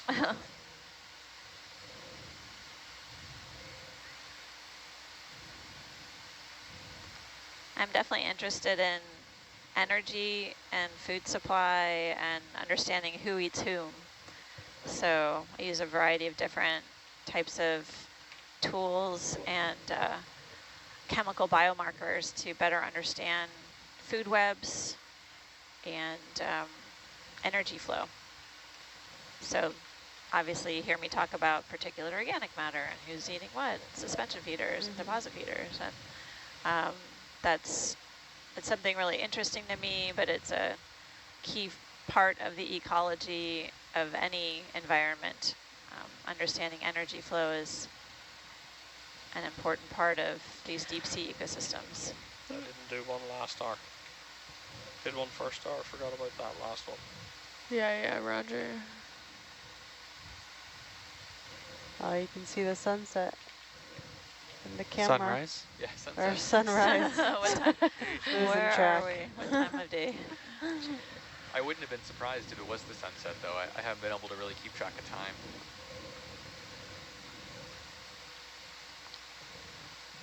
Just a They haven't changed. Yeah, no. Yeah. Tina Moldestova wrote a bit more about the Abyssopathes, something that we can be on the lookout for when we're watching and looking for the corals. they look like baskets. They were kind of curved inward. The branches were sort of curved in shape, like a basket. And the pinnules, the sort of fine structures that you see on those branches, are bent upwards. So it's something to take a look out for when we're zooming in on those corals.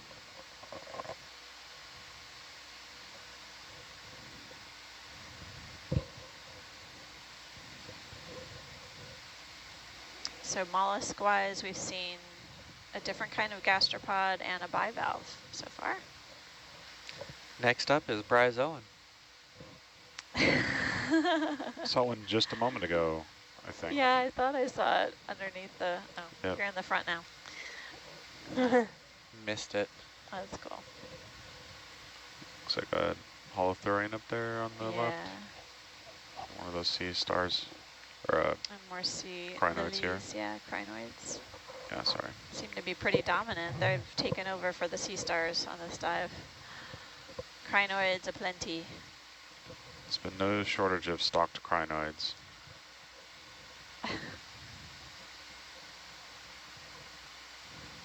Oh, interesting. Thanks, Tina. So she says that if the black coral looks more like a windsock, then it's probably the alternatopathes, which, alternatopathes. I wonder if that's what we saw at the beginning of the dive. Could be. Is that what it Did you was? guys see a coral at the beginning? I'm not entirely sure. Okay. Was it a coral or was it a sponge? Do you Yeah. remember what it was called, Rye? What? The Your new favorite rib cage thing? Yeah. No, unfortunately, I remember literally nothing about what I was told. It's cool. We can look back at the database. Yeah. Rib But it cage is my thing, new though. favorite I'm going thing, to write that so. down in the comments. This looked like a Rib rib cage thing sounds pretty good though. Yeah, I It agree. was so cool. Do we want to look, Little white see if we dot. can zoom in on more of these Yeah. little white dots, Okay. since they seem to be Interesting. revealing some new things to us. Yeah, Aaron, if you guys end up with a still shot of that, Stand by. I want Go. You want the see rib it. cage thing? Yeah. And we know that things are Rye's favorite stuff. They truly are, and that was some exceptional stuff. Just swing around a little bit. Hold that. Looks kind of like that bivalve that we saw before. I feel like we're seeing kind of two sides of a shell. Right, go ahead, Aaron.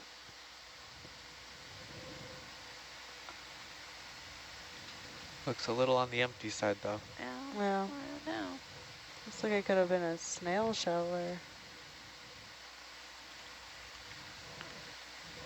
All right, Thanks. getting a little Pops. behind. Thanks, Yeah. Pilot. Okay, Thanks, guys, front time row. to go. Okie doke.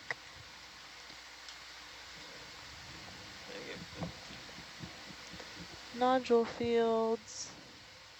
And our shoreside scientists are keen on seeing other kinds of mollusks, including octopuses. So our octopus friends have lots of fans. Our onshore scientists aren't the only ones. Yeah, we're keen on them too here. I'm just gonna say I don't want to see an octopus, just to be edgy. Oh, dare to be different. Reverse psychology. We're not going to see one, Yeah, ever. I don't actually want to see one. They don't exist at this step. Yeah. It's highly, highly unlikely.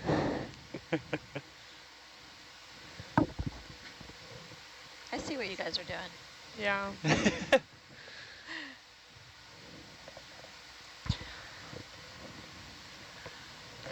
All right. You can push out a bit more. I'm still Has anyone ever looking placed down on their you. bets? On Place what- bets. I Yeah, want to see. on what you might see. I want to see a squat lobster again.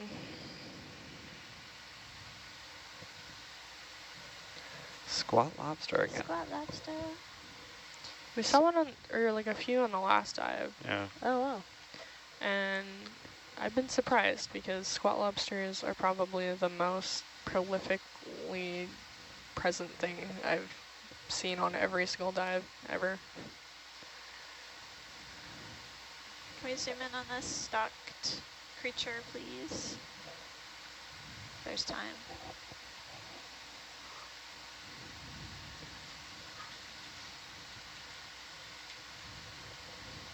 Okay, mate, go for it.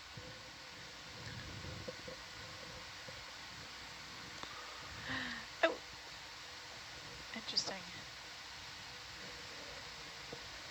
Yep. Oh, wow. Looks like an isopod and a pteropod. Is that a I mean, pteropod or pteropod, sorry, ctenophore? ctenophore, isopod, and ctenophore, and a sponge I like that all ctenophore. together. Trifecta. Yeah. Lovely. Why is the ctenophore like attached there? It's kind of this might be one of the benthic ctenophore types that are known to be more associated with the seafloor. And maybe Ooh. We've seen this arrangement quite a few times. All right, I'm passing over you now. could Yeah. be a convenient location We're for right, it guys. to trap food. Okay, thank you. Lovely. Lovely little community right there.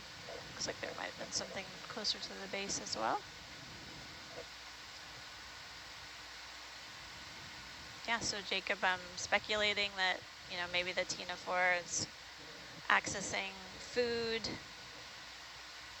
capitalizing on that height above pretty bottom, quick for a above the minute. seafloor, Yeah, and trapping food. Get out. Interesting. Yeah. Go play. I'll come down a bit now. And yeah.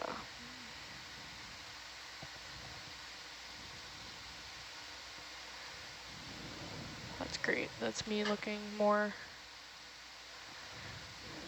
45.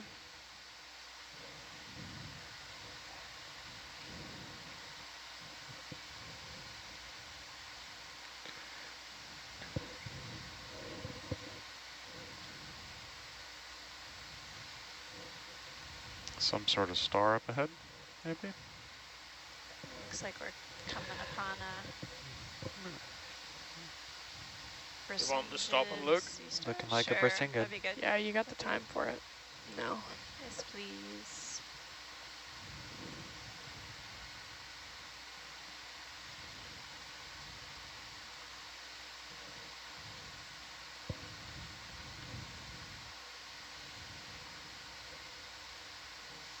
Okay, Getting a good view of the Whoop. Brisingid Seastar.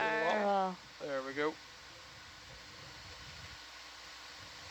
Sort of paddle shape appendages on each of the arms. Massive. Try and center up on his. Stretching out.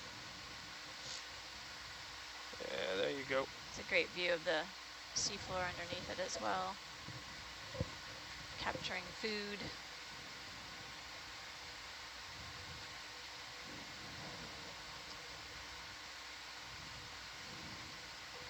Just get that. Light dusting. Oh. All right, coming out. Yep. Thank you very much, front row.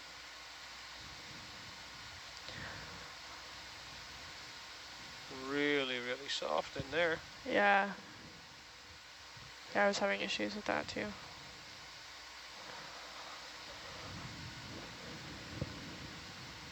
Is there any way the mud would ever get trapped into the camera? I don't know. In I the guess camera? it could get kind of trapped in your hood, Yeah, but there's drains, though, in the hood to let sediment and water kind of run through it Okay. constantly, so not too worried about that. but Everything yeah, gets washed down on deck.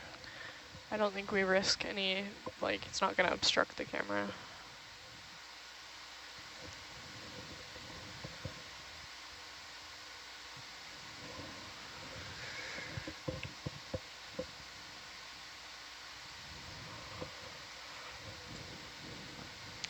Jen said that the sponge we saw earlier, it actually looked like there was a Venus flytrap anemone Is that curled up fish? on the top of the stalk. Yep. Yeah, what is that? Don't think it's a fish. I don't think so. It must have No. been prior to our watch, What unless is it it? was Looks like They said a it or 2 was it minutes just ago. that one. Okay. Larva. Maybe like a salt Maybe- house or something. Yeah. Oh, maybe that's Hard to see is what it is. Oh, the salt palace, yeah. That's Yeah. okay. We don't need to image the salt palace, Although but I'd like, if you're all right, we'll have a quick look at the ear. I don't know if we can look at that. Yeah. Yeah.